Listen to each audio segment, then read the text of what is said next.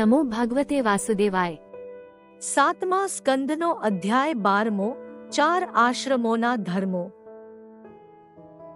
નારદ કહે છે, હે યુધિષ્ઠિર, બ્રહ્મચારીએ ગુરુના ઘેર રહીને ગુરુની સેવા કરવી, સવાર સાંજ અગ્નિ, સૂર્ય અને વિષ્ણુની ઉપાસના કરવી, ગુરુ પાસેથી વેદો ભણવા, મેખલા, મૃગચર્મ, જટા, દંડ, કમંડળું અને જનોઈ આટલા વાના ધારવા, સવાર સાંજ ભિક્ષા માગીને ગુરુને આપવી, ગુરુ આજ્ઞા કરે તો જમવું, નહીં તો ઉપવાસ કરવો, સ્ત્રી અને સ્ત્રીમાં આસક્ત પુરુષોની સાથે જરૂર પૂરતો વ્યવહાર કરવો, નન્વગ્ન્ય પ્રમદા નામ ઘૃત કુંભસમઃ પુમાન સુતાંપી રહો જહ્યાદન્યદા યાવદર્થકૃત।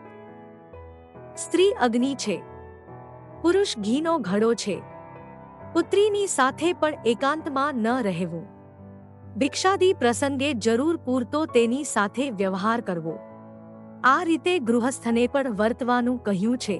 આ રીતે ગુરુ પાસે વેદો ભણીને ગુરુને દક્ષિણા આપીને મંદ વૈરાગ્ય હોય તો ગૃહસ્થ થવું, તીવ્ર વૈરાગ્ય હોય તો વાનપ્રસ્થ થવું, સર્વમાં જીવરૂપે રહેલા ઈશ્વરને જોવા વાનપ્રસ્થે ખેતીથી પાકેલું અન્ન ખાવું નહીં, અગ્નિને માટે પર્ણકુટી રાખવી, પોતે બહાર બેસવું, જટા, દંડ અને કમંડળું આદિ રાખવા, આ રીતે 12, 8, 4, 2 અથવા 1 વર્ષ વનમાં રહેવું, આત્મામાં અગ્નિને આરોપણ કરીને હું અને મારું છોડીને બ્રહ્મરૂપ આત્માને પરમાત્મામાં જોડવો।